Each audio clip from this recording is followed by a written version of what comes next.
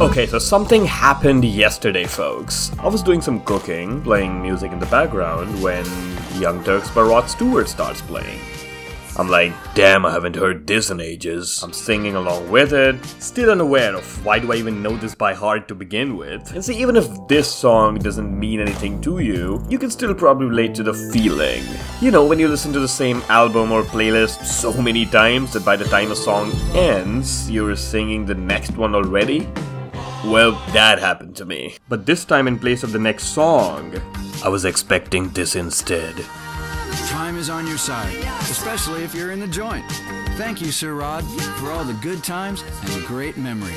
God, I was shot back into my childhood, rushing back from school as quickly as I can, booting up GTA San Andreas from my shady pirated copy, listening to Gay Dust and just driving around Los Santos. Boy, the graphics were way better in my head. Anyway, we've all had nostalgia attacks. What's the point here? Thing is, when I looked up the radio stations and started going through the list of songs, I realized one thing. All of this is still some of my favorite music, and I didn't know any of them when I played the game. So that means I found every single one of these tracks through San Andreas? Holy fuck.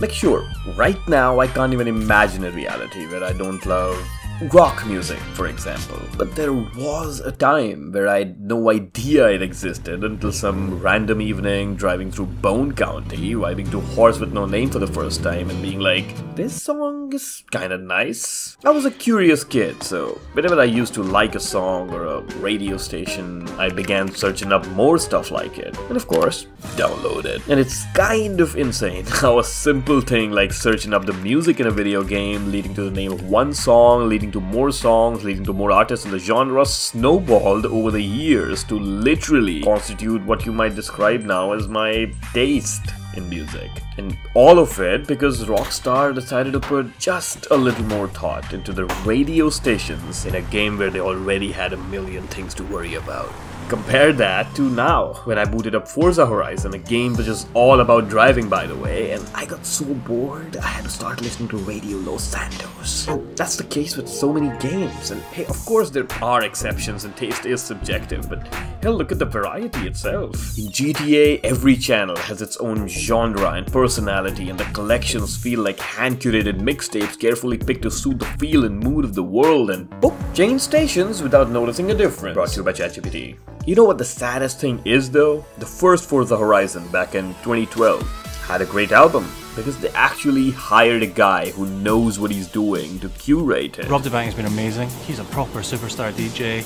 You know, he knows festival culture. Our soundtrack is exactly the sort of thing you would hear at a huge summer music festival. Now it's a homogenized mishmash of random tracks assembled from the shredder of a boardroom meeting. And I'm not the only one who thinks that. The only reason I was even talking about Forza is because these are objectively well-made games, but I don't feel anything about them. But I think of NFS Most Wanted and Do Your Thing starts playing in the background. Okay, so what's the solution? Stuffing all the genres into the sun inside a game? That's not automatically gonna make it great all of a sudden, is it? Mafia 3 had like 3 radio stations? All playing 70s music? But they're all amazing. They capture the vibe and personality of the world they're in, and isn't that what you really want? But I have this problem with too many games. Who are these people more than set dressing for the world? What kind of music do they like? I have no idea what the world of Forza Horizon wants to be, because it doesn't either. And that's another thing with GTA. The radio stations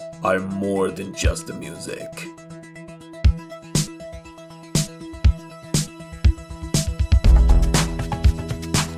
Hi, what are you afraid of? Heights? Flying? Polio?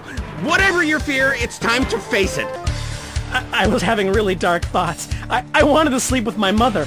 Now that I've done it, I don't want to anymore. Incredible! That's inversion therapy. Fear it, I've praised the songs a fair bit, right? But the ads and RJs were so good I used to wait for tracks to end just so I could listen to the next one. Understand that it's okay to be poor. There need to be poor people. We rich are the yin, you are the yang.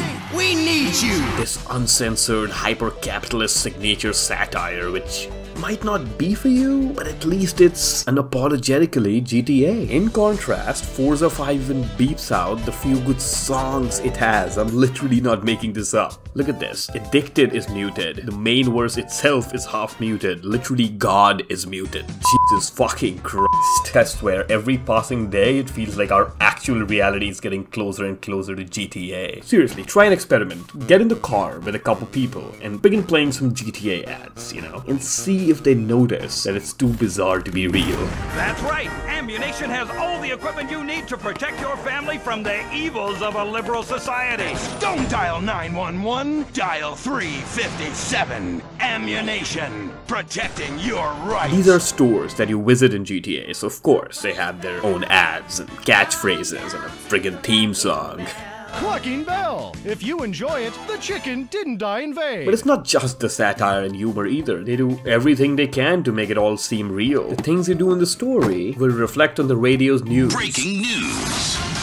Jay Norris, Life Invader CEO and controversial champion of openness and data mining, had his data mined all over the stage. Weasel News, confirming your prejudices. I really hope they're able to capture this magic in GTA 6 as well. But they better, considering we're already further from GTA 5 than it was from San Andreas. I still think it'll be great, but you know what? Worst case, even if they do mess it up, it won't be able to erase what the past games have already done.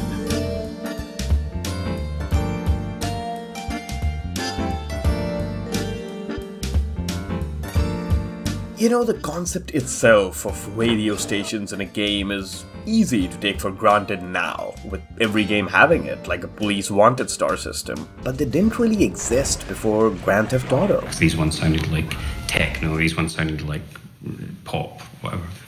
And it was really that inspired the kind of epiphany where suddenly when I was listening to it, I just went, you know, these would be great if you just separate them out into radio stations. And you saw Craig's eyes light up. There's this radio station in the original GTA which plays just one song, and it was stuff like this that drew even more attention to it back in the day. And you know, that was so good, I reckon I'll play it again. Then in GTA 4, they had a radio station where Rockstar asked fans what was wrong with America. Liberals, or your health. Want to hear yourself on the air? Leave your message after the beep. And the best stuff was included in the talk show hosted by Jason Sudeikis. Okay, now you want to talk about what makes America #1, huh? We have a completely incompetent buffoon for a leader. I've been raving about how great these stations are and how they've crafted my taste in music, but I'm not the only one who feels that. The compilations of these radio stations have millions and millions of clicks, thousands of comments saying how much they mean to them personally. I mean, personally, I can't even help playing some K-Roll's country tune when traveling through mountains now, simply because of the associated memory. One of my best friends literally has it downloaded in his car's music system to play during long drives. Another friend of mine has a Spotify playlists named after the radio stations, which are songs that he thinks would fit right in the station's vibe. Those radio stations have just become a part of us now. And it's not just GTA, to be honest. Mafia 3's radio, for example, had so many songs I still listen to this day and think back fondly on the game, and that wasn't even a good game. Great music doesn't just make a great game memorable, it can literally elevate a mediocre one.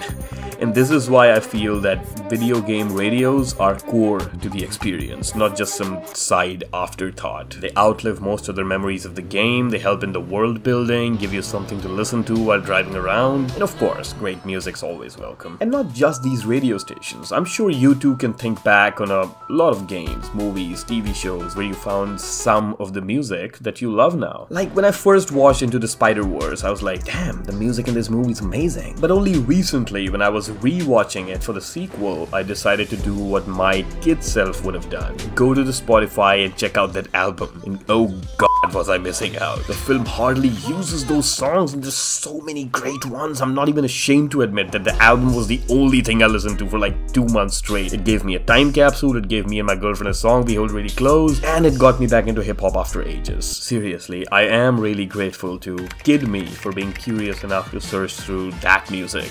And I am grateful to Current Me for searching through this music. I wouldn't have had the same taste, the same playlists, or hell even been the same person if I hadn't taken that little extra step. So yeah, next time you're really loving the music of a game you're playing or something you're watching or anything, do a little more than saying, "Wow, they've got great music." Take that extra step. Go find out what it is, and it just might change your life.